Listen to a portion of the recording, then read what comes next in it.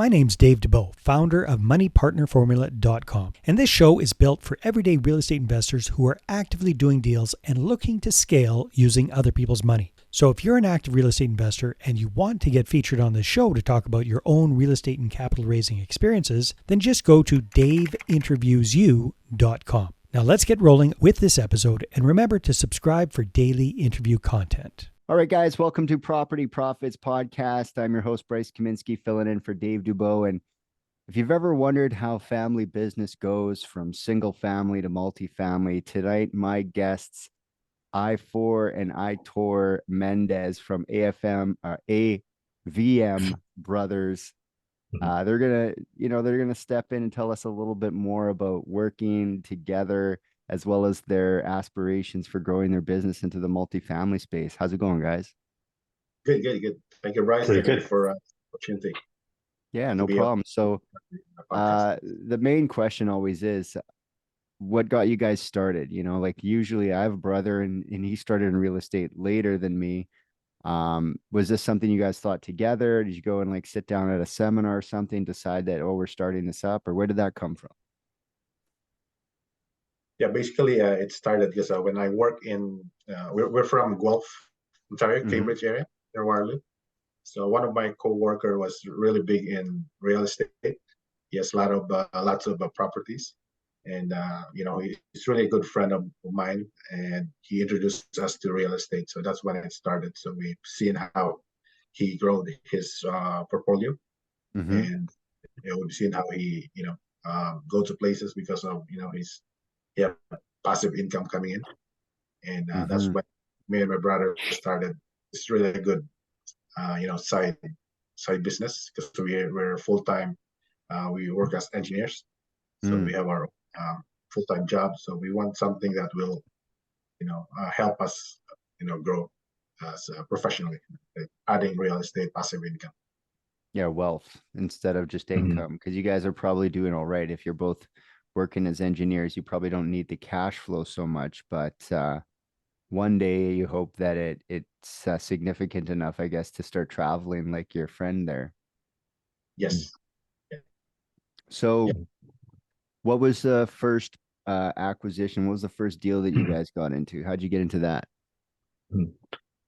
Yeah, so our first deal, so we have our own personal home that we purchased.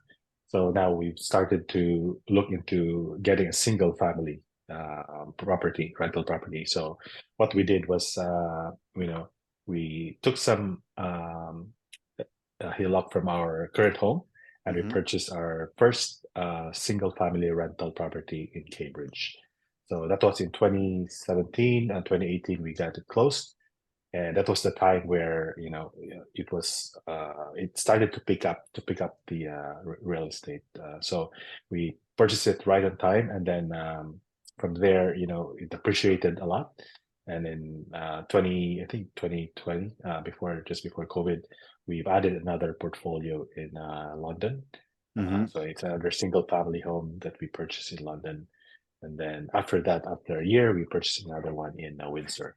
So that's really how we started our rental business. Buying all over the outside of Ontario. I love London. I love Windsor. These are great markets. Before the show, we were talking about what's next, and you'd mentioned that you guys are moving now towards the multifamily business. Why not just keep buying single family rentals? Yes. So when we reach 4 properties, the bank won't allow us to, buy more. So we're thinking of how do we scale up. So we watch YouTube. We watch some of our friends as well who are into real estate, and that's when we came across one of the mentorship program that's really big in Ontario and Canada. So we joined, and we watched their YouTube. We did a lot of research. We spoke to our friends as well who are also a member of that group, and we're really interested because they're more onto how to use other people's money to scale up your real estate business. So me and my brother decided to join. That's when we opened our minds to more like multifamily, using other people's money in order to scale up the business. So what have you found so far when you started? Like, what was the big difference between buying single families and buying and looking at getting into your first multifamily? What would you say the biggest difference is? Oh yeah, the biggest difference what we found was when we're getting a portfolio instead of getting just one time when single door, we can actually almost buy in a multiple doors, right? So you can do it in one time, but multiple doors. And what we found that in terms of let's say there's up and downs in real estate. So let's say if you have a problem with a tenant, just having maybe a duplex, if one of them is not paying, we find it's have a big impact on our cash flow. Yeah. So one of the things that triggered us to move into multifamily is how can we, scale up in a larger scale, but in one step or process, right? Mm-hmm. So also there's a difference between residential and commercial, where when we do commercial, what we found was when we set up our corporation, it's a lot easier for us to uh, use other people's money because then they don't look at our credit; they look as as a corporation. So it's much more easier and it's more safer for us as well in terms of liability, because then we could use our corporation to do that scale up. So yes, so those are the key things that we found between a single family to a multi-family. So how does it work between the two of you? Who does what as far as running the business these days?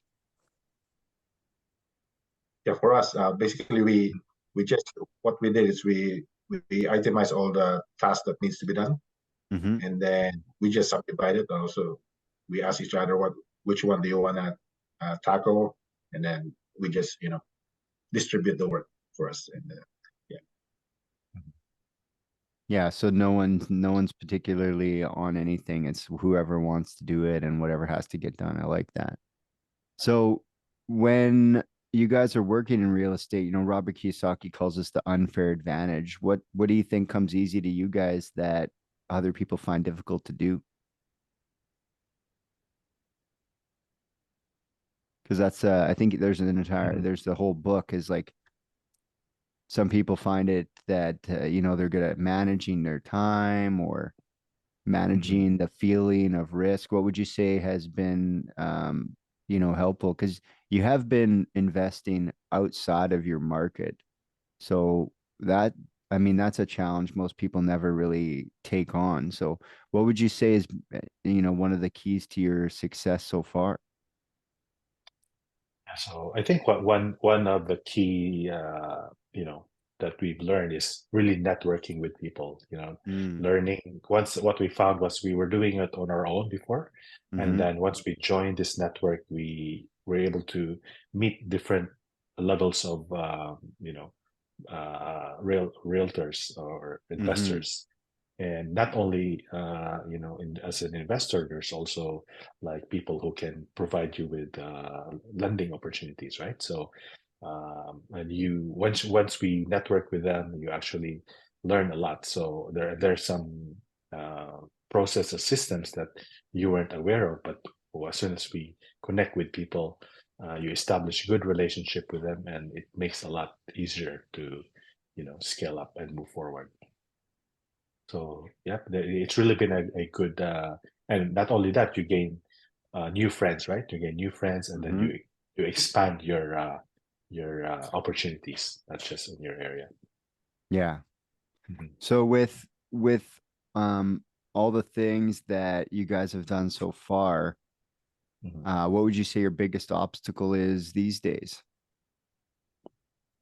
I think one of the biggest obstacles is to like when you start getting deals, funding the deals, right? So that's one of the biggest obstacle.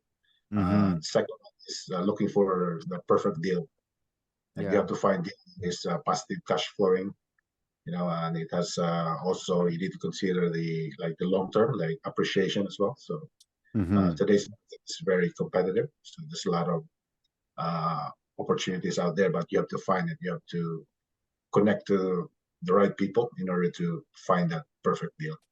Mm-hmm.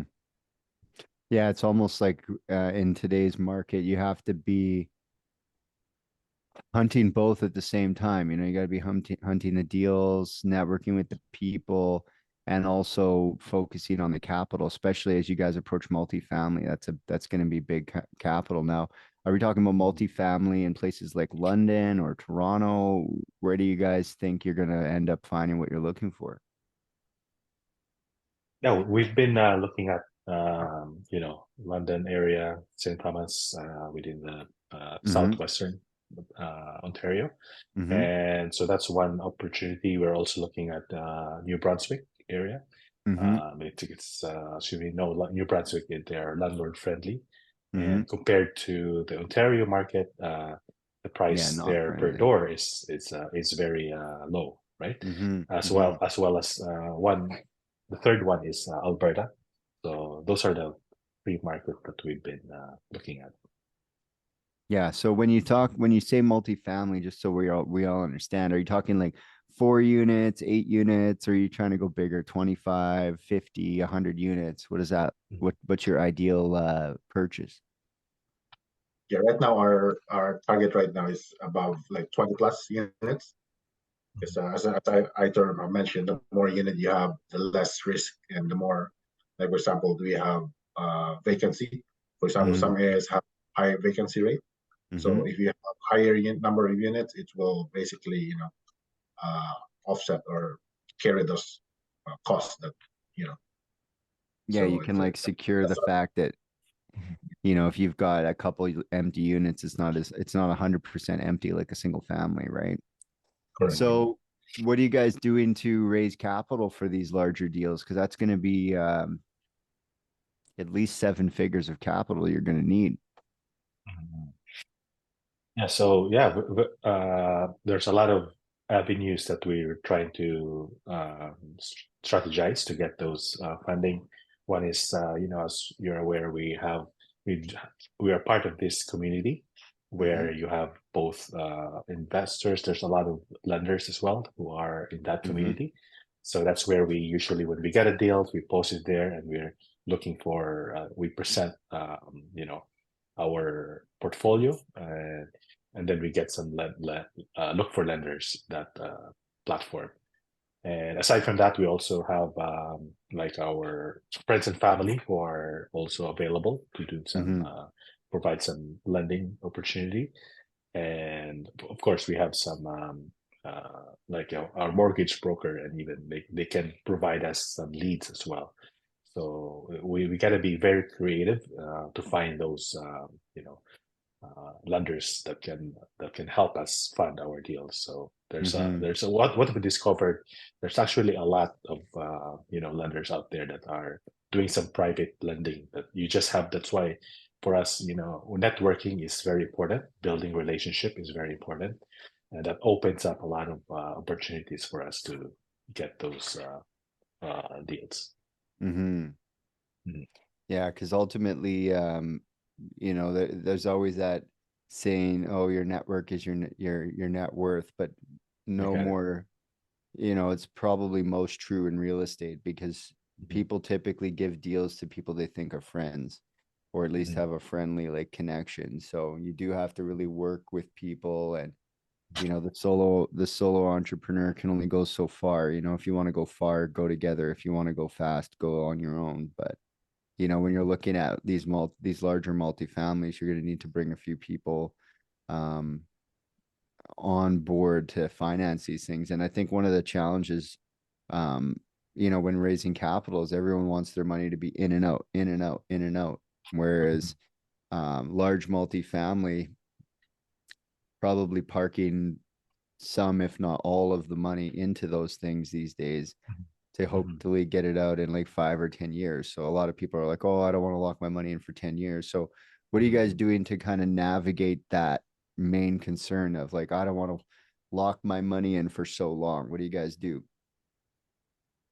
Yeah, so basically what we do is we give them good deal. We make them part of our part of the deal. And for example, we can offer higher equity partnership, like a percentage as well, during for the net operating income, or during exit when we do a refi. We can also offer like unlimited cash flow, like monthly cash flow, right? Until we sell the property. So those are the things that we can attract investors to be part of our deals. Has that been working well for you so far? How's that working? Yeah, so far, as I said, we've been part of the group, mentorship group, and so far what we've seen is very successful when they do that type of equity sharing for partners. Do you find it challenging and have to give up equity? Because chances are on those houses, it's just you guys, right? Yes, yeah. So do you find it challenging using other people's money? Because everyone says, oh, it's hard to get other people's money. But I think probably more difficult is to like use it properly once you have it. Because you can find someone to get the money to you, but it's like you're gonna have to be extra careful with that money as it's entrusted to you now, right? Right. Yeah, so that's why, it's I agree. That's why when you do your first initial analysis, you got to make sure that you do all your due diligence, make sure you verify all your numbers so that when you you want to make sure there's are accurately as possible, so that you won't be in no surprises, and you're an open book when you present it to your investors. It's been vetted, and you make sure that you are cash flowing, and then when in your exit strategy, those numbers that you provide or present are actually real. So then you won't have any issues when you implement your strategies. So yeah, so those are key things really. When we normally do double, triple check everything to make sure that we got all our rows into that. Yeah, those are key. Yeah, I always say research doesn't cost you anything. Research is the free part of real estate. You can ask for as much information as you can deal with to make a decision. But what is Yeah. expensive is not doing it. You find out real Exactly. quick that was far more expensive than 100%. sitting down and actually just doing the research. So how are you navigating researching these multifamily now? Because it's a little bit different than numbers, right? Yeah, so there's a lot of there's a lot of ways that we found out how do we navigate it. So nowadays, there's new technologies that been used, like ChatGPT. It's also one key tool that we can use to, especially when we do some research, and it gives us more accurate information, and as well as networking based on when you're in your network, there are people who have who already undergone this process. They have already experienced, right? So talking to them, presenting your deals with them, getting them to vet it is also very important, because then you don't have to second guess. These are the people who have already gone through this, and they can help. They help us a lot as well. And key thing is, when you're in a mentorship group, there's a lot of experienced coachings that can also help you with our deals. So those are the key things that there's making sure that we are continuously educated, and also get a lot of knowledge as much as we can, that there are systems in place out there in real estate that you can utilize to make sure that in your deals you follow those proven system that's already been working. So those are key things, really getting those knowledge and experience, and getting help from your network is very important. Yeah, certainly. So with all the people that you're collaborating with, what's the general sense of where Ontario is going from where you guys are standing? Based from our network, Ontario is more on appreciation. But if you're looking for properties that, if you want appreciation, then Ontario is definitely the place to invest in. But if you're looking for something that will cash flow, property that will cash flow, so you're gonna go outside of Ontario, for example, Alberta or New Brunswick. Yeah, there's lots of people going to New Brunswick. Yes, yeah. With the rent control in Ontario, the way that the tenants have the rights in Ontario, have you had to deal with anything troubling when it comes to your rental properties? And if so, how did you handle that? Yeah, so as we all know, Ontario is more tenant friendly province. So there's several ways. There's several techniques that you'll have to deal with. In terms of when you have issues with your tenant, and so that's why in the beginning, when you first find tenants, you're going to make sure that you do all the due diligence, make sure you vet Like that. the screening and all that, The yeah. screening and all that is key. So far, for all of our tenants, we hadn't had any issues with them, like paying rents and all that. So we've done our due diligence, and we've been lucky. But there will be times where, of course, you're going to encounter those. But that's why a good property manager or property management team that can handle your business, that is also key. Do you have property management on your 4 properties? Are you doing it yourself? Yeah, so one of our property we had, because it's a little bit far in Windsor, so we had to hire a property manager. But so far, we paid a little bit premium, but it's been hands-free for us. We didn't have any issues so far. So yeah, so those are the key things, really, making sure that you got a well-established property management company that can handle your portfolio so that you won't have any issues. Yeah, a lot of people get scared by like the 10%. Oh, they're taking 10% of my rent.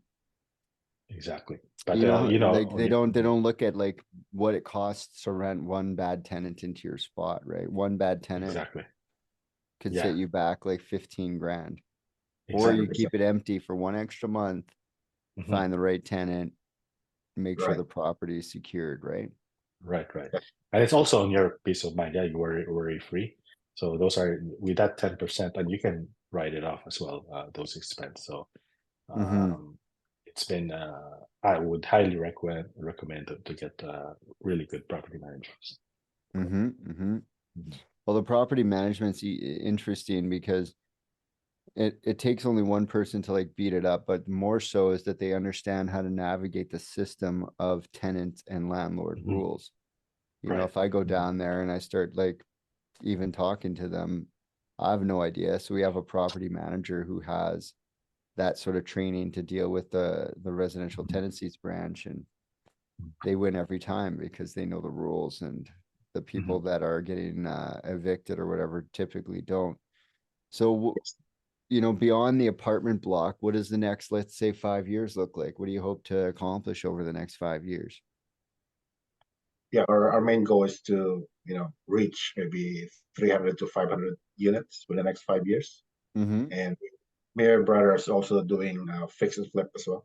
Because we want to have the same time active income as well as passive income. So fix and flip, we want to do just close to where we live, Cambridge, Kitchener-Waterloo, Cambridge, Brantford area. So we can fully manage the project, and at the same time, continue our multifamily portfolio. And maybe in the future we can also do land development as well. So those 3. Land development's coming up big now that the government's letting us build a little bit more density, right? Yes. So, yeah, I mean, if people want to get to know you guys better, they want to connect with you, they want to find you on social media, what can they do? How do they find you? Yeah, they can find us in Facebook and Instagram. You can find Aifor Mendez Investors. Look for my name, and then we can connect and we can share whatever knowledge we have. We're willing to share to new investors. We're happy to share all our knowledge that we've learned to them, and help each other. Mm-hmm. Yes. Yeah, and same with Awesome. me. You can connect me to Aitor Mendez, investor, and we'll be happy to share our experience and knowledge. Awesome. Well, I hope the future with the multifamily works out for you guys, and I really appreciate you guys starting, spending some time with me here on a late night. Appreciate it. I appreciate. Thank you so much for inviting us, Bryce. It's been a pleasure. Good luck to your podcast. Thanks. And until next time, guys, we'll catch you on the next episode. Thank you. Hey there, I really hope you enjoyed that episode. And as always, if you want to listen to more daily interview content, make sure you subscribe. And if you're an active real estate investor and you're doing deals and you'd like to get featured on this show, then just head over to daveinterviewyou.com. Now at moneypartnerformula.com, we help real estate investors to create a process for predictably getting capital so they can do more deals without relying on hard money lenders or the banks.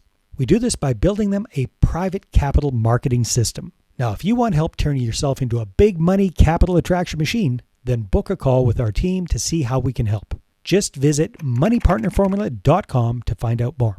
All right, take care, and we'll see you on the next interview.